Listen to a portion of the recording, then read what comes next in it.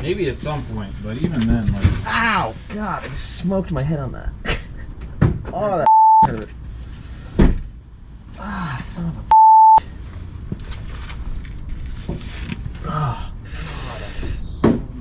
Hey everyone, this is Tyler with MCC Garage, and I am here for a Maintenance Over Mods episode, part 1. Come along while we do some much needed maintenance on this S2000.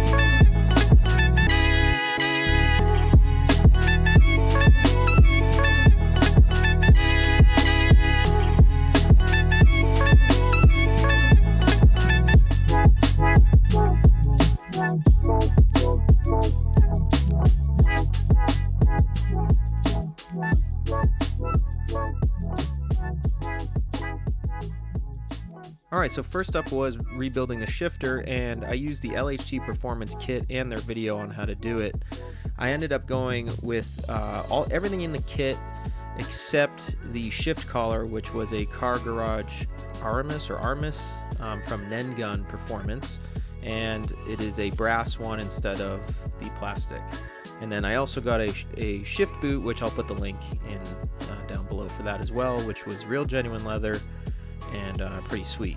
So when I had bought the car, the prior owner had put in the posting that it was a stage 2 clutch, and I wasn't really sure what that meant. It turns out everything just needed to be rebuilt in relation to the clutch or shifting. So the master cylinder ended up going last summer, and we replaced that. And then I decided that this year we're going to rebuild the shifter and also replace the slave cylinder. And as you can see, like I said, none of this had been replaced and was pretty disgusting when I got in there, between the rubber on that boot and everything else. But overall, this was a really straightforward process. Following the video from LHT Performance made it really easy. I'll put the link to that down as well.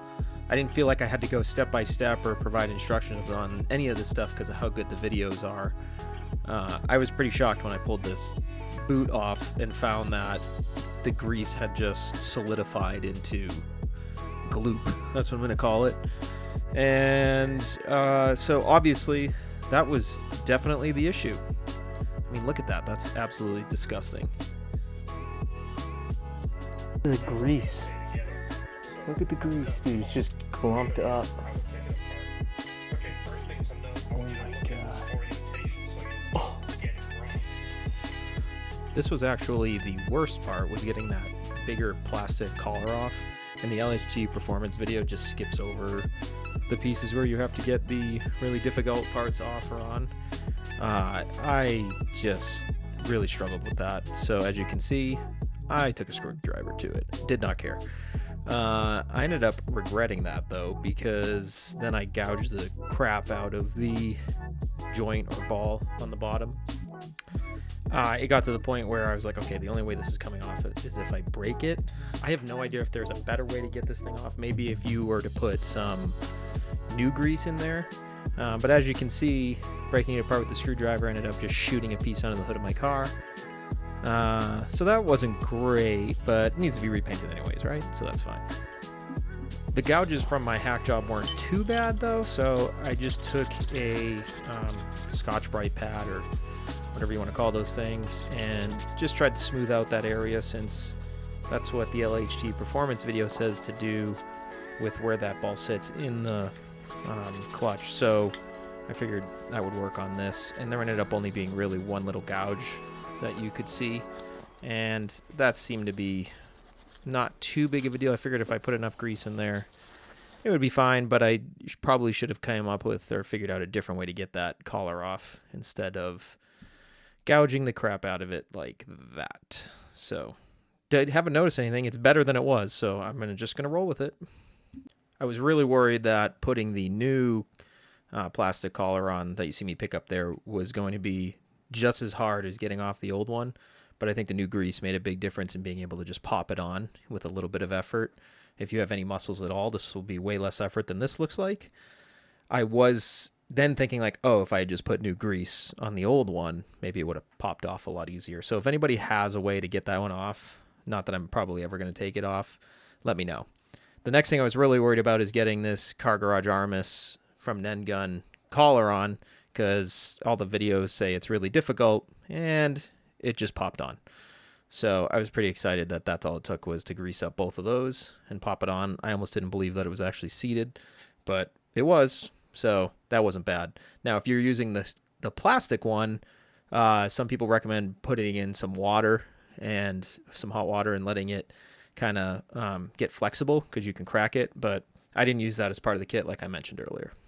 Now, after getting this all greased up and ready to go, the next step would be to put it in, but before I did that, I wanted to clean out the spot where this goes into in the car. They recommend it in the video and in the forums, and I figured with how disgusting it looked, it would probably be a good idea.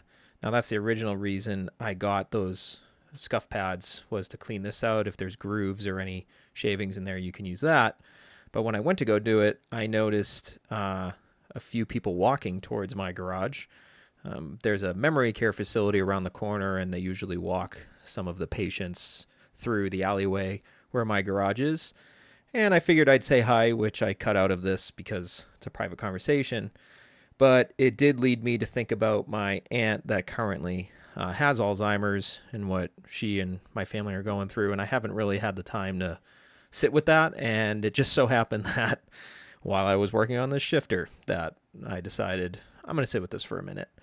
I don't know why I guess, including this in here, maybe just to show that I'm a real person and not some AI bot.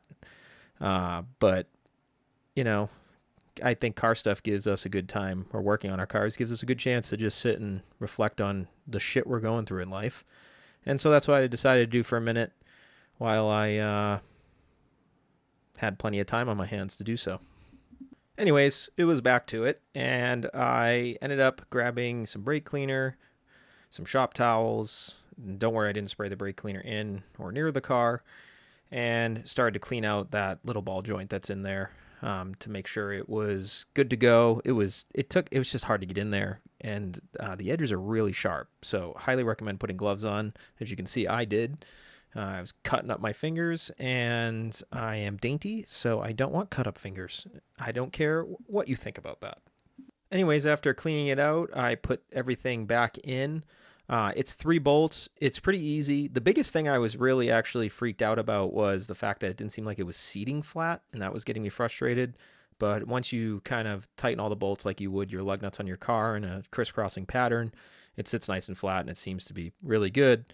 But then I moved on to replacing the shift boots, since I had the center console apart from doing the actual shifter rebuild. So it's a pretty straightforward process. LHT Performance also has a video on this, and this is the shift boot they talk about in that video, although it's no longer available on their website, I noticed. But I did find the same company selling the shift boot on Amazon, and it seems to be the same great quality that they talk about. It seemed like genuine leather. I'm pretty sure it says that in the posting on Amazon, and I was really impressed with it. My old one was a complete, just dried out pile of junk. The hardest part of this whole process was there's these little plastic prongs that go through the leather, and then go into the plastic surround that attaches to it. And if any of them are slightly bent, they just kind of push over. So to get that right was a little bit of tedious work, but again, like I'm not a mechanic. I don't consider myself good at any of this, and if I could do this, so could you. All right, with the shifter rebuild, I was pretty excited to take this thing for a spin. Let's go.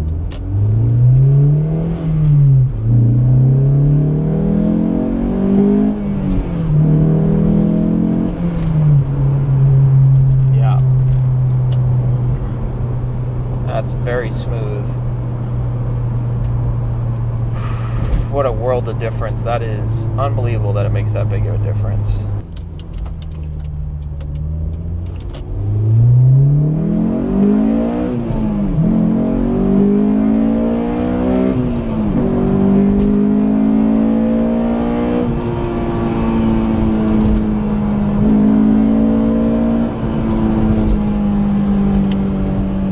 Maybe at some point, but even then, like... Ow! God, I just smoked my head on that. Oh, that fucking hurt. Ah, son of a bitch. Oh, fuck. Well, as you can see there, replacing the clutch slave cylinder went really well at the start, bashing my head off of 2 pieces of metal. Anyways, so this video, or part of the video, is where we're replacing the clutch slave cylinder. And part of the reason I'm replacing this is because in last summer I had replaced the clutch master cylinder after it had pretty much completely failed, and noticed that there was some catch at the bottom of the clutch. At the time we had re-greased the slave cylinder and tried to make the existing one work, but I think it just probably was the original as well and needed to be replaced. And so decided that along with all the other shifter rebuild and everything, that this would be the time to do it. I did a terrible job of getting any shots of the new slave cylinder or the better angle of us replacing the cylinder, but this is the best I could do at the time, so I apologize for that. This is actually a very straightforward job. It does help if you have 2 people. So as you can see, Kamani, S2Chaotic on Instagram, and Kamani Likes Cars, I think, on YouTube. I'll post his page in the comments below. It does help with 2 people because when you bleed the clutch, it's nice to have a friend to do it with, so you're not gravity bleeding it or trying to figure out how to do it yourself. Hey, that's not a bad shot of the new slave cylinder there. I guess I did get one. Anyways, one of the things you should make sure you look out for is ensuring that the little ball on the end of the slave cylinder actually sits well once you put it in and bolt everything up. One of the things I screwed up while doing this was not making sure that was in there, and then when we bled the clutch, we just pushed the slave cylinder into the boot, the dust boot, and so we had to restart this entire process all over again. So there really wasn't an easy way to do that without just pulling the boot off, and once we did that, we realized the boot was just very dried out rubber and cracking if we pushed too hard on it in certain spots. We were able to get it back into place mostly, but one thing I would make sure is if you know the car has not had a lot replaced on it, it's, you know, over 100,000 miles, it's been driven a decent amount, and it's in a dry climate like we are, probably a good idea to just order the boot as well, and put a new one on while you're under there. You don't technically need the boot, but I highly recommend you put it on there. This really solved the clutch kind of catching at the very bottom.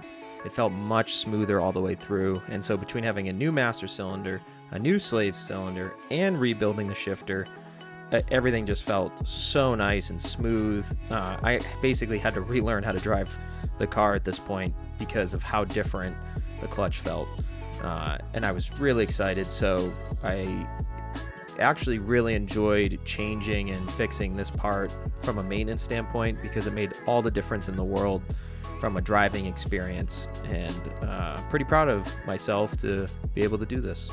And of course, a big shout out to my good friend Kamani, because without him, not only would this have been a longer ordeal, I also have zero confidence working on cars, and I'm fairly new at this. And so having somebody who's not only a mechanic, but also has tons of experience with S2000s was super helpful, and I couldn't have done it without him, so I greatly appreciate everything he's done. Thanks, buddy. Make sure to follow him on Instagram, S2Chaotic. Next up was the oil change. I have not done my own oil change since I was probably a child, doing it with my dad. So it's been quite a long time since I had done an oil change, just because I haven't really had the time or the shop or the space to do it, or really had any desire to. But now that I'm doing all of my own work on my S2000, it was time to do an oil change again. I don't know why it seems so daunting, but super straightforward. The S2000s have so many videos and forum posts about how to do an oil change. There's no guesswork to it. So it was pretty fun to do it, and honestly pretty easy. And so I won't spend a ton of time here talking about it, because it was an oil change. What I will mention, though, is that I did notice the drain plug was almost a little stripped or pushed in on some of the corners, and so I ended up ordering a new one after doing the oil change. And I will also add that in the description below, there will be a link to the S2KI forum post. That is the only one you need for an oil change. Super straightforward.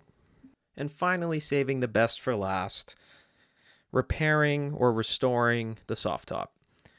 Now, there was a couple different reasons I ended up having to do this. I didn't realize how sensitive soft tops can be at various times in their life cycle. When I bought this car, I've never had a car with a soft top.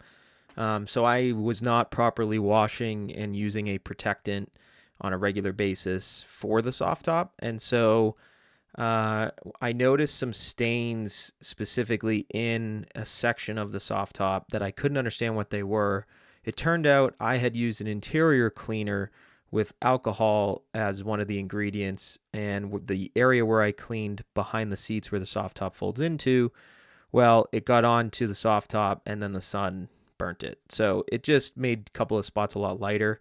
When I bought the car, the soft top was in decent shape. I ended up finding out it was installed in 2019, so it is getting a little bit older. But what I decided to do was try to restore it before I replaced it, because I really didn't want to do that as one of the things I needed to do this year for the car.